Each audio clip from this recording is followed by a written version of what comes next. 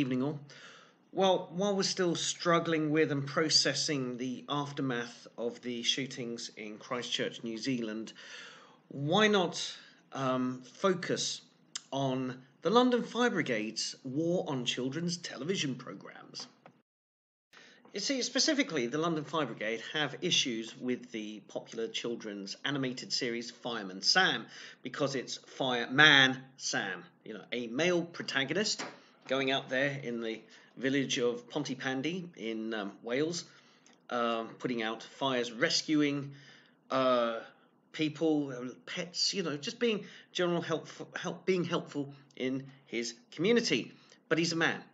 And the London Fire Brigade feel that this very male-centric depiction of the Fire Brigade is going to be off-putting for any little girls who want to grow up and join the Fire Brigade, Fire Service, whatever they call it now. So they felt that they needed to challenge the producers in its the way it stereotypes firefighters as claymation figures with the voice of John Alderton. And not content with that, not content with putting Fireman Sam in his place, a few days later they put out another tweet criticising Peppa Pig because Peppa Pig refers to firefighters as firemen. Now, clearly the London Fire Brigade have never watched Peppa Pig in any great detail. Don't worry, I have. My boys, a few years ago, couldn't get enough of the show. I've been to the Peppa Pig theme park in Hampshire quite a few times. So I kind of know my canon of Peppa Pig. And I can tell the London Fire Brigade, and anybody else who's watched enough Peppa Pig can tell you this as well, that the Fire Brigade in Peppa Pig's world are all females. They are the Mummies Fire Brigade. Okay, there's a volunteer fire service, and it's all the mummies who run it. Okay, so I don't know if that is not encouraging for little girls to want to become firefighters. I don't know what is. Now the problem here is it seems to me like somebody in the London Fire Brigade has gone off on a diversity and inclusion course and learnt all these things, and they've just their first action is that right. What children's television programs? Yep, that's obviously a problem because I've gone on a diversity and inclusion course, and now I'm going to call out the first thing I can think of. The problem is that with Peppa Pig and with Fireman Sam, these are shows designed primarily for children under the age of 8. Okay, and if a little girl of say 5 or 6 is watching Fireman Sam or Peppa Pig and going, "Oh, mummy, daddy, there's not enough female firefighters. I think I'll give up on my dreams of being a firefighter." Okay, what happens between the ages of 8 and 18 when they actually think about their careers, when they actually put some thought into what they're going to do for the rest of their lives? Okay, but no. They could be scarred. I can imagine somebody at 18, their school leaver, going, "I really want to be a firefighter, but those children's television programs when I was 5 years old put me off for life." Does not happen. Anyway, I'm just awaiting the day now when the London Fire Brigade go after Trumpton and its all-male firefighting force of Pew Pew, Barney McGrew, Cuthbert, Dibble and Grubb.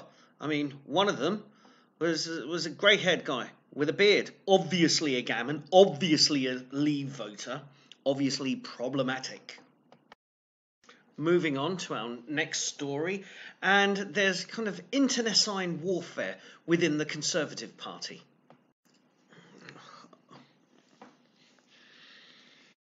So allegedly, a group of senior Conservative MPs all drove down to the Prime Minister's residence at Chequers, including Ian Duncan Smith in a very snazzy sports car, to confront the Prime Minister over her poor leadership of late, and effectively telling her in political terms, you'll disgrace the old regiment, old girl. Here's a revolver with one round in the chamber, and we'll just shut the door and you do the honourable thing, what we mean. Then the residence will be intact. So they're asking her to step down. Now, the rumour mill just didn't end there. apparently, and I say apparently, the idea is being floated about that maybe a triumvirate, not seen since the days of Napoleon's consulship, and harking back to late Roman Republican times, that a triumvirate consisting of David Lidington, Andrea Leadsom, and Michael Gove could form a kind of ruling, be at the head of some new government, with Michael Gove being installed as an interim First Lord of the Treasury. And this prompted some interesting commentary on social media, which went along the lines of, "Oh no, not Michael Gove. Surely this is a sign of the end times. Michael Gove, there'll be wailing and gnashing and renting of teeth." But these are all rumours. I don't know how it's going to pan out. I don't know if anything that was said is true. Perhaps there was a meeting, and highly likely people are saying, well, Prime Minister, the situation has got critical. I think we need to seriously talk about you stepping down sooner rather than later. But this whole idea of triumvirates, I think names are just being bandied about, thrown out there at the moment. So I'm not going to say rumour is fact. I'm not going to say I think this scenario is highly likely. No, I'm going to wait for something concrete, an official statement, something definite to come out, because I'm just sick and tired of rumour and speculation and Laura bloody Koonsberg, okay? So I just implore people, just work from a solid foundation rather than rumour and speculation. But that's not all from Brexit insanity. Yes, because FBPE have been very busy of late, and I really am reaching a saturation point with their just nastiness, their vitriol, they're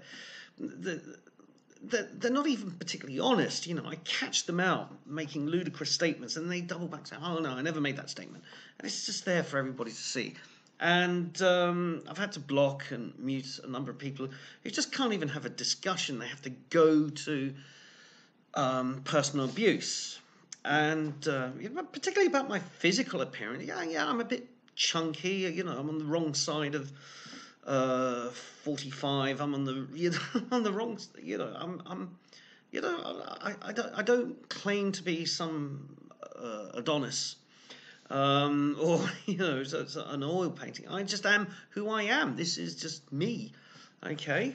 And if you've got a hang up over how I look, well, that makes you disgusting and scum. Not me. I don't judge you by your appearance. So, so I really don't care. But in light of that, there was the revoke Article 50 petition this week, and again, the disingenuous nature of it. Okay, yes, feel free, have a petition, revoke Article 50, but don't pretend that it's any more legitimate or binding than a referendum, because it isn't. It's just a petition. It's just a snapshot of how a particular section of people who are motivated feel about an issue. Yes, okay, they want to revoke Article 50. By all means, discuss this possibility in Parliament. I am not averse to people talking about this.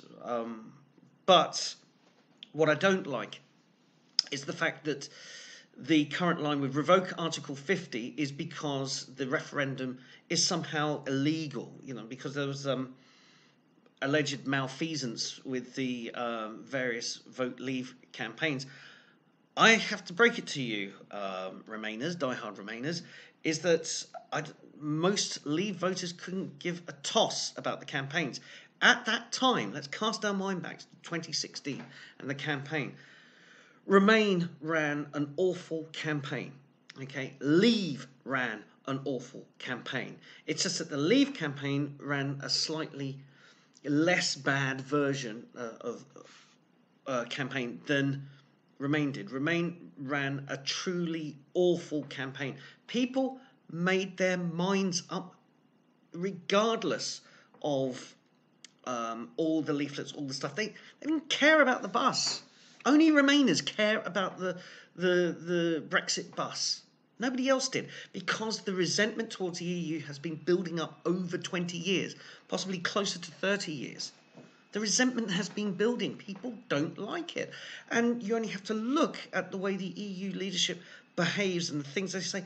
You look at Guy Verhofstadt, who Remainers are kind of denying his very existence.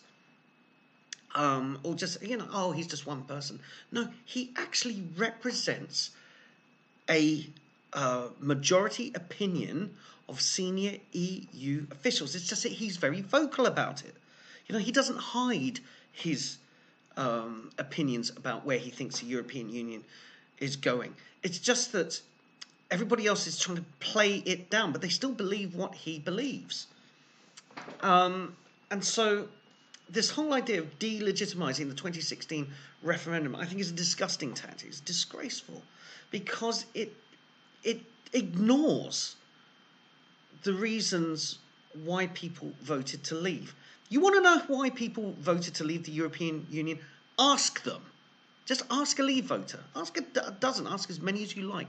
Why did you vote the way you did? And they will tell you. And it will be nothing to do with the Leave campaign and the literature that they put out. It had nothing to do with that. It's everything to do with how people feel the EU and perceive the EU's actions. And it is about sovereignty. And it is about control of borders. That's what it is. Okay? There's no getting around that. And so they went on this big march on Saturday, the die-hard Remainers. And again, we're saying, look at all these people gathering. Well, yeah, nobody is denying that there are a lot of die-hard Remainers in this country and that they feel motivated enough to protest. But it doesn't alter a referendum result. The referendum is official. A petition and a march is not official. Okay? We know you want to stay in the EU. Okay? And that you're motivated enough to march and protest. But are you the majority opinion? No, you're not. You've just concentrated your supporters in one place at one time. Now, people are saying that Brexit is a shambles, it's a fiasco. Well, it is. But the main reason it's been a fiasco and a shambles is that Remain keep getting in the way and trying to stop it. I remember at the time when the result was announced that senior Remain politicians and leaders and people in the business sector and in academia and Gina Miller, were saying things like, oh yes, well, we must respect the result of the referendum.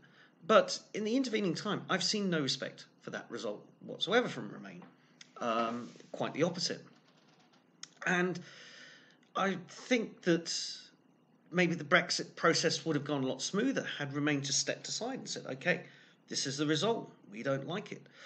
And tried to argue for, say, Norway, the Norway option. Remember that? Remember Canada plus. But no, they had to get in the way, muck it up with trying to remain in the EU at all costs.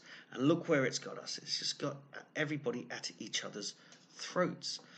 And again, my criticism, and I keep coming back to this criticism of Remain, is that you never sold us a vision of Europe. Well, enough. I think a lot of Remainers deep down want the federal project. But if they say that, then they will really turn people off. I still think there's a huge section of society that voted Remain in 2016, but who felt that we could reform the EU from within so we could keep our sovereignty and be a kind of looser confederation of cooperating nations. I think that's a pipe dream, as the EU do not want that at all, and I think senior Remainers do want the federal superstate as well, but they won't say it. They won't be honest about it, and that's why we've got all this vitriol coming back on Leave voters again. The attacks on old people, the attacks on, verbal attacks on anyone who disagrees with the premise that we should remain in the EU. It's nasty and it's bitter, and it didn't need to be. Okay. Why Remainers just couldn't step aside once that result had come in. If democracy collapses, it's all on them, right? As far as I'm concerned. And I'm also put off by people who say things like, I'm not British, I am a European, I want my European citizenship, as if British citizenship is worthless. It's to be ignorant of the great classically liberal rule of law and the whole structure of Britain. They go on, Remainers, about it's you want to leave the EU because you're hankering after the old empire. Well, that's hogwash. Nobody thinks that. But people value things in our history, like the Magna Carta, our 1689 Bill of Rights, which is an amazing document, influenced the Americans, influenced anybody who's been a democracy. Our rule of law, our philosophers, our ways of doing things. And to trade it in for the authoritarianism of the European Union with its sham democratic facade, I find it bewildering. But perhaps more than that is how Remain don't want to address the fears and the worries of the voters in Britain, particularly those 17.4 million who voted to leave. This has been building up for years, this resentment towards the EU, and it just never gets acknowledged. And we're still at each other's throats all this time later. So to end with, I'm going to go to a story that kind of broke about this time last week, and that involves I think an online tech blogger called Kara Swisher. She is very much of the left-wing political stripe, and she was at an event, I think called Lesbians in Tech, something like that, with YouTube's CEO Susan Wojcicki. Nobody can say her name properly, but they were having a conversation, and Kara Swisher opened up about her fears about YouTube, particularly certain individuals. And she name-checked Ben Shapiro, of all people, that she's worried because her 13-year-old son has started watching the Daily Wire, Ben Shapiro show, and he likes it, and this is a problem. And so Carl Swisher asked Susan W., what can we do about this? And Susan W. said, well, Ben Shapiro doesn't violate their terms and conditions. His channel stays up. And then she said, what do you propose that I do? Take him off YouTube? And Kara Swisher said, well, I would. And then she started saying, if you watch Ben Shapiro, then you're on to Jordan Peterson, and within 3 clicks, you're watching Nazi videos. Those Nazis again. And I found that interesting. I might perform an experiment one day where I'll just log out of my regular YouTube account and then go in sort of blank, click on the latest episode of the Daily Wire, and then try and see if that will lead me to Jordan Peterson video, and I'll just try and see if within 3 links I have found a genuine Nazi website, Nazi video on YouTube. I suspect I might not. However, on the other hand, what if I were to do the same experiment in reverse? What if I was to type in Kara Swisher's name in the YouTube search bar? And how many clicks would it take for me to get to a communist video or an Antifa video? Okay? That'd be an interesting experiment. How would I get to an extremist, a violent extremist video the quickest? Will I get from Ben Shapiro to the Nazis quicker, or will I get from Kara Swisher to Antifa quicker? That would be an interesting experiment to do. Maybe you can be suitably inspired to do it yourself, But I kind of like the idea. There's 2 things I like about this story. And the one is that Kara Swisher, for all her protestations, for all her wokeness, for all her left-wing activism, her son has gone the other way. He's gone and he's gone and embraced the mainstream right. And the fact that it annoys her no end, the fact that she's stamping her feet and having a hissy fit, it just pleases me.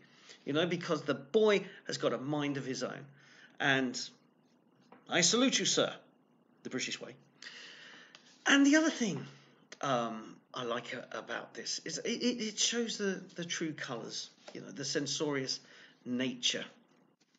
But also, I've been, you know, in a moderate way, I've been sticking up for Ben Shapiro, particularly against those on the right who feel that he is cucked, that he's a failed neocon warmonger, he's a leftist even. I've heard it all. But here's the thing. The left want to ban him. They so want to ban Shapiro. And in my book, if the left want to ban you, you're doing something right. And on that note, I'm going to say that takes a biscuit.